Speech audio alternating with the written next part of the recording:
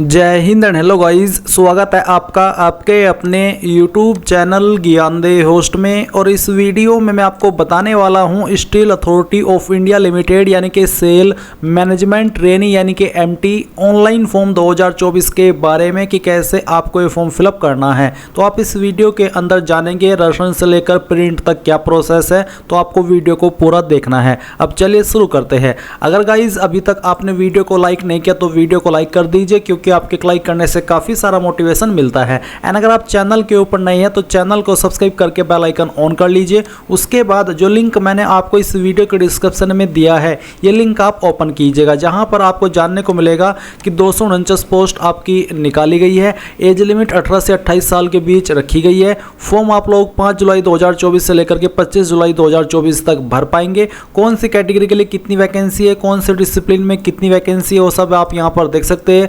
Apply करने के लिए बी या फिर बीटेक की डिग्री और ये जो आपकी डिग्री है वो आपकी 65% के साथ में होनी चाहिए, एवरेज ऑफ ऑल सेमेस्टर। और साथ ही गेट 2024 स्कोर कार्ड भी आपके पास रहना चाहिए। तो ये आपने जाना। एप्लीकेशन फीस आप यहाँ पर देख सकते हैं। सभी जानकारी चेक करने के बाद आप इंपॉर्टेंट लिंक के सेक्शन में आकर के अप्लाई ऑनलाइन लिंक ओपन करेंगे। अब आप यहाँ पर आ जाएंगे। यहाँ पर आ जाने के बाद में आपको क्या करना है, आप इसमें देख सकते हैं कि आपकी जो वैकेंसी है वो एक्टिव कर दी गई है। तो आपको रजिस्टर हियर इसके ऊपर क्लिक करना है। एंड देन आपको यहाँ पर MT टैग जो देखने को मिल रहा है ये सिलेक्ट करना है और सबमिट कर देना है। फिर आप यहाँ पर एक लॉगिन आईडी अपनी क्रिएट करेंगे, जो भी आप क्रिएट करना चाहते हैं। तो आपकी चॉइस के अकॉर्डिंग आप इसको यहाँ पर सिलेक्ट कीजिए।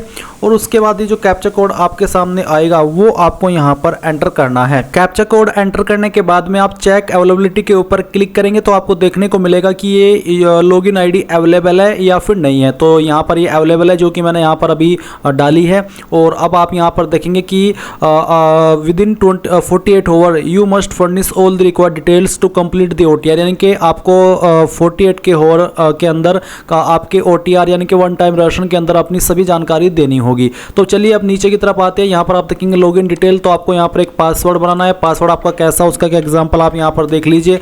पासवर्ड के अंदर इंग्लिश का कैपिटल लेटर, स्मॉल लेटर, कोई एक स्पेशल कैरेक्टर और साथ ही आपको डिजिट का इस्तेमाल कर लेना है। कुछ इस तरह का पासवर्ड आप बना लेंगे। एंड उसके बाद में आप यहाँ पर उस पासवर्ड को दोबारा डाल करके वेरीफाई करेंगे।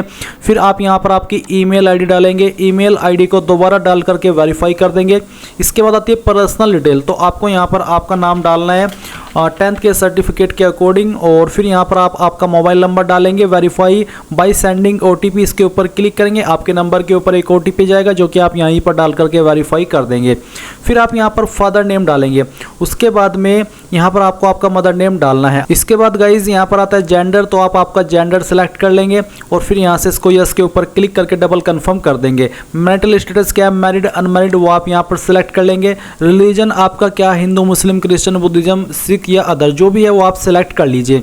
फिर यहाँ पर आपको आपकी डेट ऑफ बर्थ देनी है, पहले डे, फिर आपका मंथ और फिर जो भी ईयर है वो भी आप यहाँ पर सिलेक्ट कर लीजिएगा। इसके बाद गाइज यहाँ पर यस के ऊपर क्लिक करके कंफर्म कर लीजिए। कास्ट कैटेगरी क्या है, SC ST OBC EWS या फिर जनरल, जो भी है वो आप सिलेक्ट कीजिएगा। और उसके बाद आपको नेशनलिटी के अंदर सिटीजन ऑफ इंडिया सेलेक्ट कर लेना है। इसके बाद आता है डेजिग्नेशन ऑफ इश्यूइंग अथॉरिटी। अगर आप SC ST OBC है तो आपसे पूछे कि जो आपका कास्ट सर्टिफिकेट है वो कौन सी अथॉरिटी के द्वारा जारी हुआ है।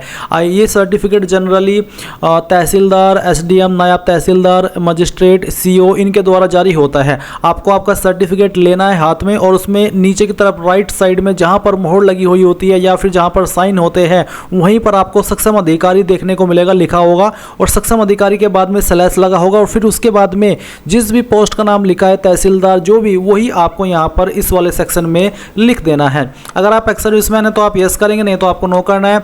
विकलांग है तो यस, नहीं तो यहाँ पर भी आप नो कर देंगे।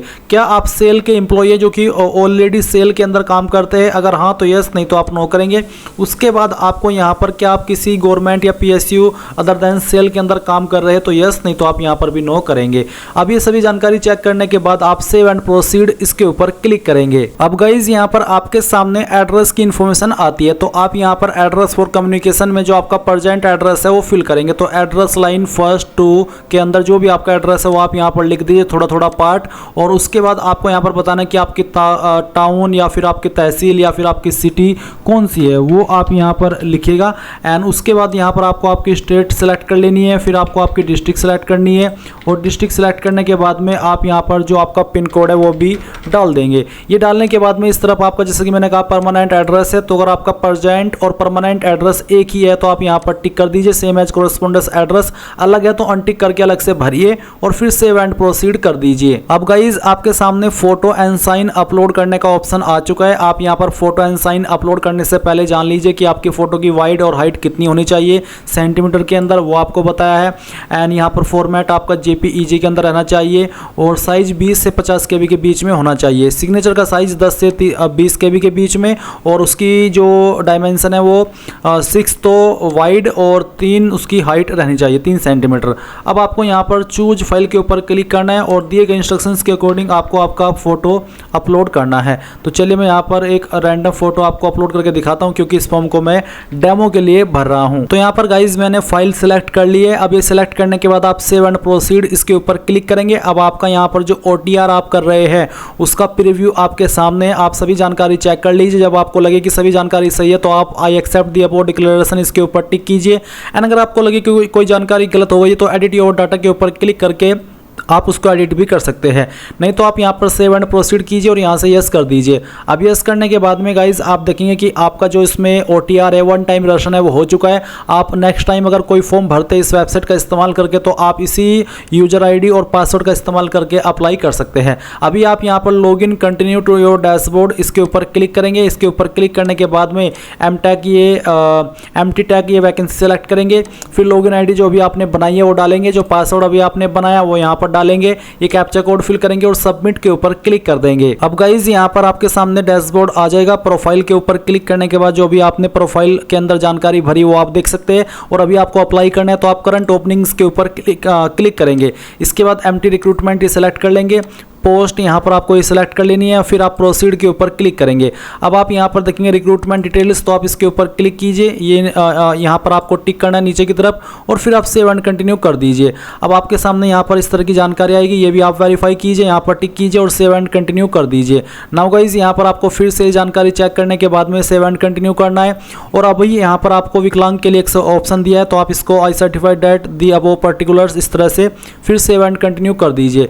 अब आपको यहाँ पर जो आपकी क्वालिफिकेशन की जानकारी है वो भरनी है। तो सबसे पहले यहाँ पर जो इन्फॉर्मेशन मांगी है वो है आपका नेम ऑफ स्कूल। तो आपको यहाँ पर जो आपका 10वीं का स्कूल था उसका नाम आपको देना है। तो आप यहाँ पर आपके स्कूल का नाम भर दीजिए। मैं आपको यहाँ पर भर करके दिखा रहा हूँ। ये भरने के बाद आपको बताना है नेम ऑफ बोर्ड, तो आपने किस बोर्ड के द्वारा आपकी 10वीं पास की है वो आप बताएंगे। फिर किस साल के अंदर आपने पास कर ली थी वो साल भी आपको यहाँ पर सिलेक्ट करना होगा। फिर टोटल मार्क्स आपके क्या थे वो आप यहाँ पर डाल दीजिए। कितने नंबर आपको आए थे वो आप यहाँ पर एंटर कीजिए, परसेंटेज आपकी आ जाएगी ऑटोमेटिकली। अब आपको यहाँ पर इसमें सेव एंड प्रोसीड इसके ऊपर क्लिक करना है। इसके ऊपर क्लिक करने के बाद में आप यहाँ पर देखेंगे अब आपको 12वीं या फिर डिप्लोमा की जानकारी भरनी है, तो आप यहाँ पर 12th या फिर डिप्लोमा सेलेक्ट कर लीजिए। फिर आपको आपके बोर्ड का नाम यहाँ पर बताना है। फिर आपको यहाँ पर आपके स्कूल कॉलेज का नाम बताना है जहाँ से आपने आपकी जो 12वीं है वो की है। किस साल के अंदर आपने पास कर ली थी वो साल आप सेलेक्ट कर लेंगे। मार्क्स टाइप क्या था, मार्क्स या CGPA वो आप सेलेक्ट करेंगे। अगर मार्क्स तो बताइए टोटल मार्क्स क्या थे, कितने नंबर आपको आए थे। और फिर यहाँ पर आपको सेव एंड प्रोसीड इसके ऊपर क्लिक करना है। अब आती है आपके सामने यहाँ पर मेन क्वालिफिकेशन की जानकारी। तो आपको सबसे पहले नेम ऑफ यूनिवर्सिटी इंस्टीट्यूट का नाम देना है। तो जहाँ से भी आपने आपकी जो क्वालिफिकेशन है वो की है उसका नाम आप यहाँ पर दीजिए। इसके बाद में आपका डिसिप्लिन कौन सा है वो आप सेलेक्ट कर लीजिए। और फिर आपको यहाँ पर स्पेसिफिक इंजीनियरिंग डिसिप्लिन, तो यहाँ पर अगर कोई अन्य डिसिप्लिन है आपका वो भी आप दे सकते हैं, या फिर जो स्पेसिफिक है आपको यहाँ पर नीचे बोला भी है कि engineering discipline which are eligible, जो एलिजिबल है वही आप यहाँ पर डिसिप्लिन मेंशन कीजिए। एंड उसके बाद में आप देखेंगे ईयर ऑफ पासिंग, तो किस साल के अंदर आपने पास कर ली थी वो साल आप सेलेक्ट कर लीजिए। फिर आपको यहाँ पर सेमेस्टर वाइज नंबर बताने, जैसे कि सेमेस्टर फर्स्ट। फिर आपको मैक्सिमम मार्क्स बताने, जैसे कि एग्जाम्पल के लिए नंबर मैं आपको फिल करके दिखा रहा हूँ, आप आपके रियल नंबर फिल कीजिएगा। उसके बाद कितने नंबर आपको आए थे वो, तो सभी सेमेस्टर के नंबर आप यहाँ पर दे दीजिएगा। एंड देन आप सेव एंड प्रोसीड पर क्लिक करेंगे। अब गाइज यहाँ पर देखेंगे post graduation detail if any, अगर कोई है आपके पास PG डिग्री तो यस कर दीजिए इस वाले सेक्शन में, नहीं तो नो करके यहाँ पर टिक कीजिए। कीजिए और सेव एंड कंटिन्यू कर दीजिए। अभी गेट 2024 की जानकारी मांगिए तो आप गेट 2024 अगर है तो यस, नहीं तो आप यहाँ पर नो करेंगे। नो करने के बाद आता है you are not eligible for this post, तो आपके पास गेट स्कोर होना ही चाहिए। अब आपने यस किया तो बताइए कि आपका इसमें पेपर कोड क्या है। फिर candidate name gate score card के ऊपर क्या था वो आप लिखिएगा। गेट स्कोर क्या था आउट ऑफ 1000 वो आप बताइए। GATE score card raw marks out of 100 क्या था वो बता दीजिए। GATE registration number, GATE category in GATE 2024 क्या थी वो आप यहाँ पर बताइएगा। फिर आप यहाँ पर टिक कीजिए और उसके बाद सेव एंड कंटिन्यू कर दीजिए। अब यहाँ पर एक्सपीरियंस डिटेल का सेक्शन है, तो अगर आपके पास है यस कीजिए, नहीं तो आपको नो करना है। फिर कंटिन्यू के ऊपर क्लिक करना है। अब आपके सामने यहाँ पर आपके फॉर्म का फाइनल जो प्रीव्यू है वो आ चुका है। तो सभी जानकारी चेक करने के बाद यहाँ पर टिक कीजिए और आपको yes I agree to proceed इसके ऊपर क्लिक कीजिए।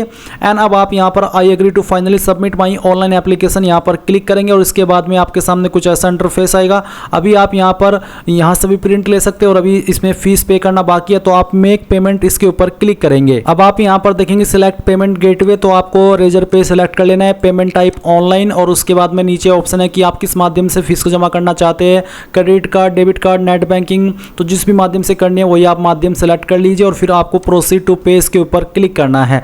अब आपको यहाँ पर गाइज इस तरह का इंटरफेस देखने को मिलेगा। अब आप पे नाउ इसके ऊपर क्लिक कीजिए और आपके सामने पेमेंट का ऑप्शन आ चुका है। तो आप यहाँ पर आपकी एप्लीकेशन फीस जैसे पे कर देंगे तो आपको इसी वेबसाइट पर रिडायरेक्ट किया जाएगा जहाँ से आपने अप्लाई करना शुरू किया था और आप आपके फॉर्म का फाइनल प्रिंट आउट ले पाएंगे और इस तरह से आप लोग सेल एमटी ऑनलाइन फॉर्म 2024 को भरेंगे। आई होप ये प्रोसेस आपको पसंद आया होगा। So thanks for watching. जय हिंद।